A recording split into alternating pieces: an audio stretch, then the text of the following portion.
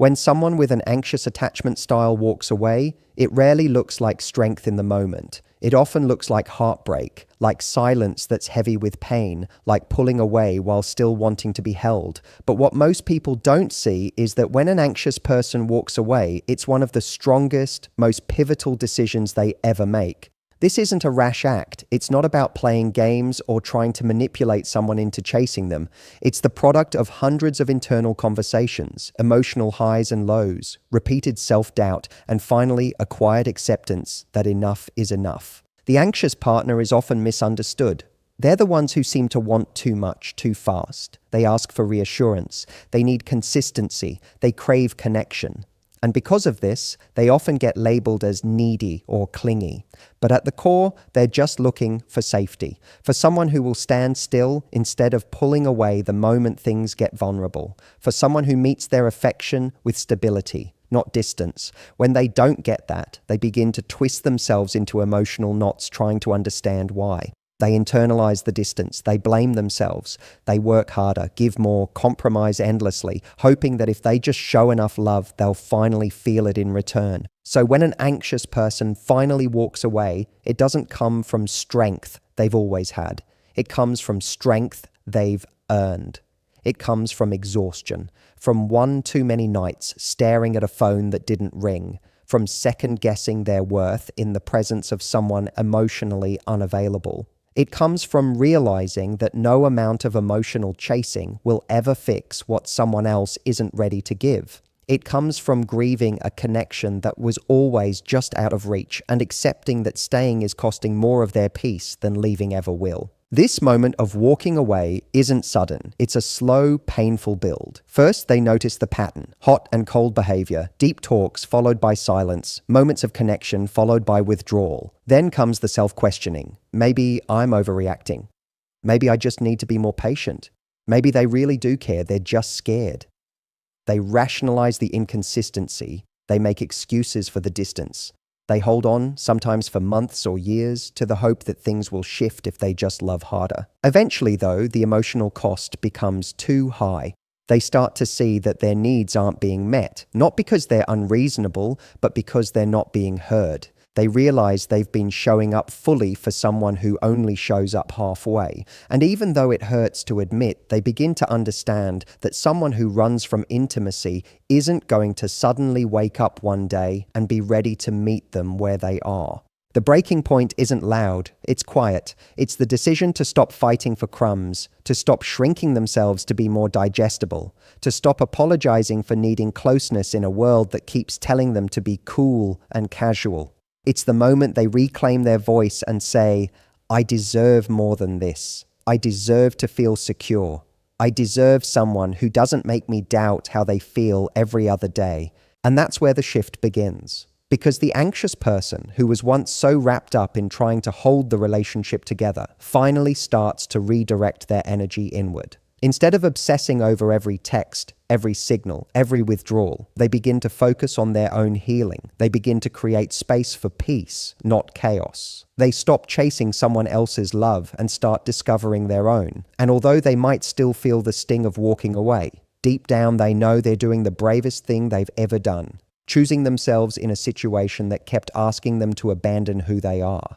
The power of the anxious person walking away is not just in the act itself, but in the realization that they no longer need to be chosen by someone who couldn't see their worth. It's in understanding that their love isn't the problem. It's their habit of giving it to people who aren't emotionally available enough to receive it. They come to see that their sensitivity, their depth, their desire for connection, those things aren't flaws. They're gifts. But they need to be shared with someone who sees them that way too. So when they walk away, it's not weakness, it's not drama, it's a declaration, a quiet, painful, necessary declaration that they are finally done trying to convince someone to love them back. The avoidant partner often moves through relationships with a kind of emotional detachment that can feel confusing and even hurtful to someone who craves intimacy. They crave closeness, but are deeply uncomfortable with vulnerability, so they keep their distance just enough to feel in control. They stay 1 foot in and 1 foot out. They respond, but not too quickly. They engage, but only up to a point. They show interest, but when things start to deepen, they instinctively pull back. It's not because they don't care at all. It's because closeness stirs something inside them they haven't yet learned how to manage. To the avoidant, independence is safety. Emotional space is comfort. They don't even always realize they're doing it, creating distance, downplaying feelings, avoiding conversations that might draw them in too close. It becomes a pattern so deeply rooted in them that it feels normal. They might even mistake emotional unavailability for strength or self-protection.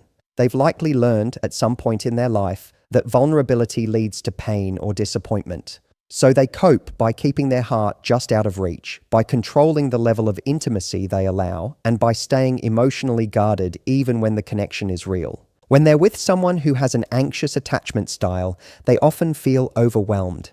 The anxious partner's desire for reassurance and closeness can trigger the avoidant's fear of being engulfed or losing their autonomy. Instead of seeing the need for connection as an invitation to build trust, they see it as pressure, and so they retreat. They pull away, give vague answers, create ambiguity. They don't necessarily intend to hurt the other person, they're just reacting to their own discomfort. And while they might enjoy the connection in moments of ease, they disappear emotionally when things become emotionally intense. Over time, the anxious partner begins to notice the pattern. They feel confused, hurt, and increasingly insecure. They give more, ask for less, try harder to be low maintenance. They try to keep the avoidant engaged by proving they're worth staying for. But the more they try, the more the avoidant retreats. It becomes a cycle where one person is constantly reaching out while the other is pulling away. And the avoidant, consciously or not, starts to take the anxious person's presence for granted. They believe they can stay distant and still be wanted. They believe they can avoid depth and still be pursued. But then something shifts. The anxious partner, after weeks or months or years of holding on, finally lets go. They stop texting. They stop checking in. They stop waiting for the avoidant to open up. And this silence, this lack of pursuit, is something the avoidant never prepared for. It's the one thing that breaks through their emotional armor because they had always counted on the other person being there, waiting, forgiving, understanding. The absence of that pursuit feels disorienting. It unsettles them in a way nothing else has. At first, they may not even recognize what's happening. They might tell themselves the space feels good, that things were getting too heavy anyway. They might enjoy the quiet, mistaking it for freedom, but slowly that silence starts to echo. The messages stop, the invitations stop, the warmth, the care, the consistent emotional presence, they all disappear. And in that space, the avoidant is left alone with something they've tried hard to avoid, the weight of their own feelings. The person who always made them feel wanted is no longer around to soften the edges of their detachment. Now, without the anxious partner filling in the gaps, they begin to feel the emptiness they've been avoiding. They start replaying memories, wondering if they pushed too hard, pulled away too much, gave too little. They begin to feel regret, but it's not the dramatic kind. It's quiet and unsettling. It lives in the moments when they instinctively reach for their phone and remember there's no one reaching out anymore. It creeps in during the day when they remember how safe it once felt to be wanted, even when they couldn't fully return it.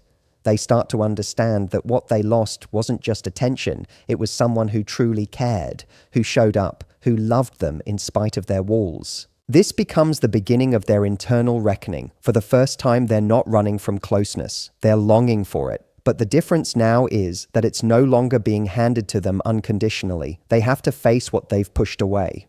The nightmare isn't just losing the person. It's realizing they never fully allowed themselves to receive what was being offered. And for someone who's built their identity around not needing anyone, that kind of realization is deeply unsettling. When the anxious partner finally pulls back, it creates a silence that does more than just echo. It exposes. It brings to the surface emotions that have been buried under the noise of pursuit, reassurance, and emotional chasing.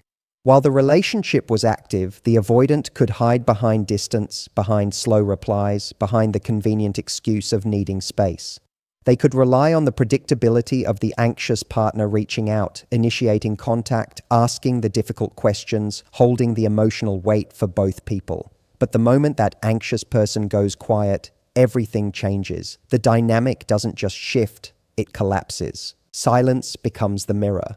The absence of a message becomes more noticeable than the presence of one ever was. Where once there was a constant stream of checking in, now there is nothing. No reminders of being cared for. No soft nudges to stay connected. No emotional prompts. The avoidant, who once felt overwhelmed by closeness, now begins to feel something they couldn't access before, the ache of true distance. Because when someone who used to chase stops chasing, it removes the pressure, but it also removes the security, and suddenly the silence becomes more intimate than any words ever were. This is where discomfort begins to grow. Not because of drama, not because of conflict, but because of the sheer absence of what was once familiar. The avoidant, who built emotional distance as a form of safety, starts to feel the discomfort that comes from realizing no one is waiting anymore. They don't get to control the level of closeness because there is no closeness left to manage. There's no warmth on standby. The safety net they didn't know they had has disappeared. And now they're left alone, not just physically, but emotionally. Avoidant people often rely on space to regulate themselves. They depend on it to soothe anxiety, to calm their fears of intimacy. But what they never quite learn to navigate is what to do when space no longer feels like a choice. It feels like abandonment. When the anxious partner steps back, the avoidant can no longer distract themselves with the idea that someone is always waiting in the wings. That quiet becomes suffocating, and it's in that quiet that they begin to ask questions they never allowed themselves to ask before. What did I just lose? Why didn't I hold on when I had the chance? Was I pushing someone away who was trying to love me? The truth is, when someone is always available, it's easy to take their presence for granted. It's easy to believe they'll always come back, always forgive, always understand. But when the anxious partner finally learns their value and chooses themselves instead of staying in a space of emotional depletion, they stop showing up in all the ways they once did. And the avoidant, who once believed they didn't need anyone, suddenly starts to feel the sting of being left behind. Not with anger, not with blame, but with absence. The kind of absence that lingers. Without the usual tension of being pursued, without someone pulling at their emotions, the avoidant starts to feel the very connection they thought they didn't need. It comes back to them not as pressure, but as longing. They remember the late-night conversations, the affection they once dodged, the vulnerability they kept at arm's length. And for the first time, they're not reacting to someone else's need. They're feeling their own. They feel it in the moments of stillness when they realize no one is reaching out anymore. They feel it in the little habits that are now just memories, the morning messages, the emotional check-ins, the steady love they weren't ready to fully receive. This silence becomes their teacher. It reveals what their defense mechanisms never could, because when the noise stops, what's left is clarity. And for the avoidant, that clarity often arrives with a deep sense of loss. Not because the other person stopped caring, but because they finally started caring for themselves. That shift isn't just felt emotionally, it's felt physically.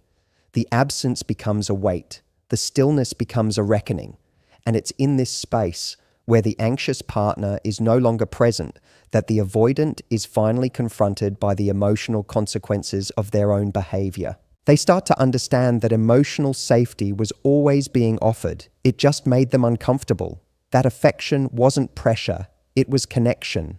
That what they interpreted as too much was actually someone trying to build something real with them. And now, with nothing left but silence, they're finally in a position where avoidance no longer works, because there's nothing left to avoid, only the truth they never wanted to face. When the anxious partner finally walks away and begins to focus on themselves, a quiet transformation starts to unfold. What once felt like a loss of control for them begins to feel like a reclaiming of power. For so long, they poured their energy into maintaining the relationship, interpreting mixed signals, overanalyzing silence, and trying to make sense of someone who only ever gave half of themselves. But when they stop reaching out, when they stop waiting for responses that never come or affection that's always inconsistent, they create space that was never allowed to exist while they were caught in the loop of trying to hold everything together. This space isn't empty. It's full of possibility. It allows them to return to themselves, to remember what life felt like before they were stuck in a dynamic that constantly made them question their worth. And something interesting happens in this space. The anxious person, who once felt powerless, begins to realize they don't need the relationship to feel whole. The energy they used to spend managing someone else's emotional distance is now redirected toward their own healing, their own joy, their own peace. The craving for connection no longer overrides their need for self-respect. They aren't reaching out, not because they're playing games, but because they're genuinely done trying to convince someone to show up for them. Meanwhile, on the other side of this shift, the avoidant starts to feel the change. In the beginning, it might seem like nothing's wrong. They may even feel relieved by the lack of pressure, but slowly, subtly, they begin to notice the absence of energy that once flowed toward them. The phone doesn't buzz like it used to.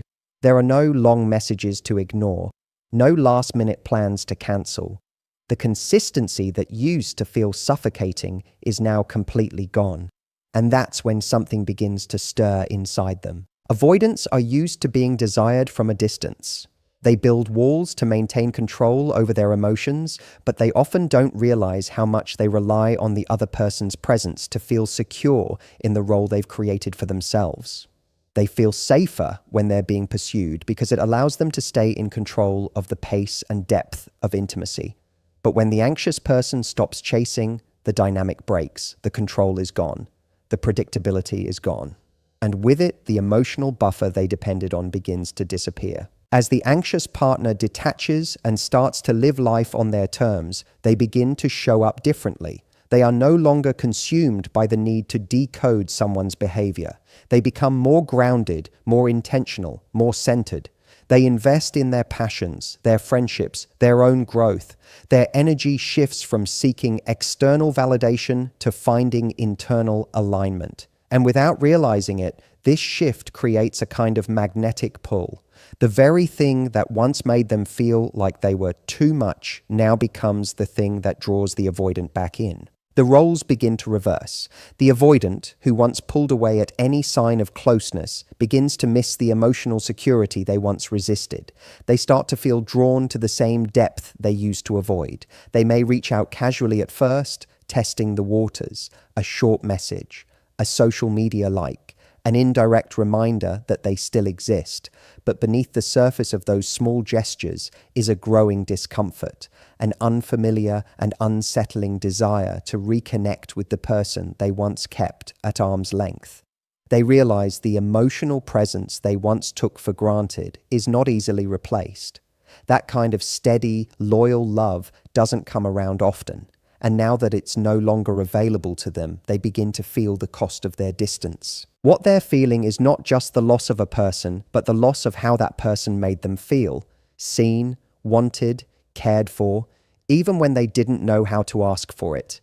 And now, the anxious person is no longer looking back.